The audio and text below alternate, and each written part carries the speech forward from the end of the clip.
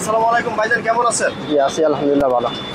আচ্ছা, এই যে ব্রাহ্মণবাড়িয়া শাহবাজপুর হাবলিপাড়ার মানুষই তো আপনি, না? জি। হাবলিপাড়া যে মসজিদ, ওই এলাকার মানুষই যে ময়নার সাথে যে একটা ঘটনা ঘটছে। জি জি আচ্ছা, ওই ইমাম সাহেব কি আপনার ঘরে নাকি খাওয়া দাওয়া করতো অনেক বছর, এটা কি সত্য?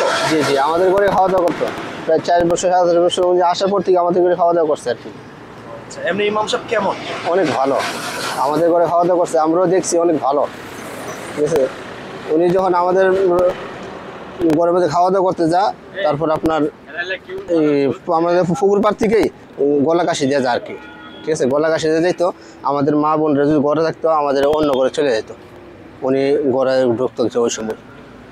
আমার মা বোনরা যদি ঘরে থাকতো উনি ঘরে ঢুকতো না। এত ভালো মানুষ আছে। আনুমানিক কত বছর ধরে আপনার বাড়ি দেখায়? উনি মসজিদে আসার পর থেকে আমাদের ঘরেই প্রায় 4 বছর 7 বছর মনে হয় উনি আসছে, আসার পর থেকে উনি আমাদের ঘরে। এমনি অন্য বাড়িতে তো দাওয়াত খাইতো? হ্যাঁ, অন্য বাড়িতে দাওয়াতটা খাইতো, এমনি নিয়মিত খাওন না আপনাদের বাড়িতে? আমাদের ঘরে খাইতো। কোনদিন ওনারে কোনো নেগেটিভ কাজ পাইছেন? না না না, আমরা পাইনি।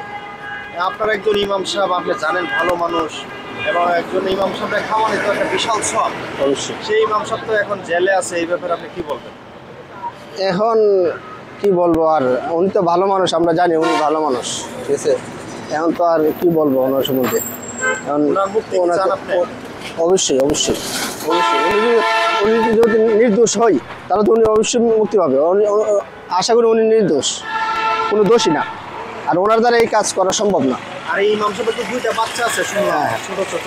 হ্যাঁ, ছোট ছোট 2টা বাচ্চা আছে। ওনার এলাকার মানুষ বা ওনার পরিবার কি আপনাদের সাথে কোনো যোগাযোগ বা একটা সম্পর্ক ছিল? না না, আমাদের সাথে। ইমাম সাহেবের বাড়িতে আপনি গেছেন কখনো? না না, যাইনি। মানে ইমাম সাহেব আপনাদের এলাকায় যখন আসে তখন থেকে আপনার ঘরে খাইতো? আমাদের খাওয়া দাওয়া করতাম। এমনি আপনি কি কাজ করেন? আমি সেলসম্যান আর কি। এই যে মালটাল বিভিন্ন জায়গায় নিয়ে যাবেন, এই যে ইমাম সাহেব আপনারা খাওয়াইতেন, এই শান্তিটা আপনার কাছে কেমন একটা ভালো লাগতো?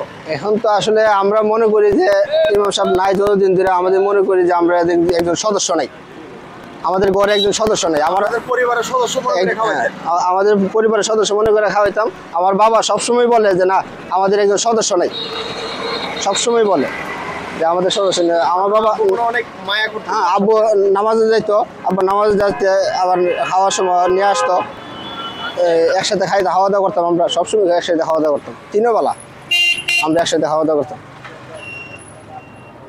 হুজুর নাকি আরো ওয়াজ করতো বিভিন্ন জায়গায়, বয়ান টয়ান তেমন একটাও না, তেমন না। ওই আমাদের এলাকায় মাহফিল হইলে আমরা একটু ইয়েটা করতাম আর কি।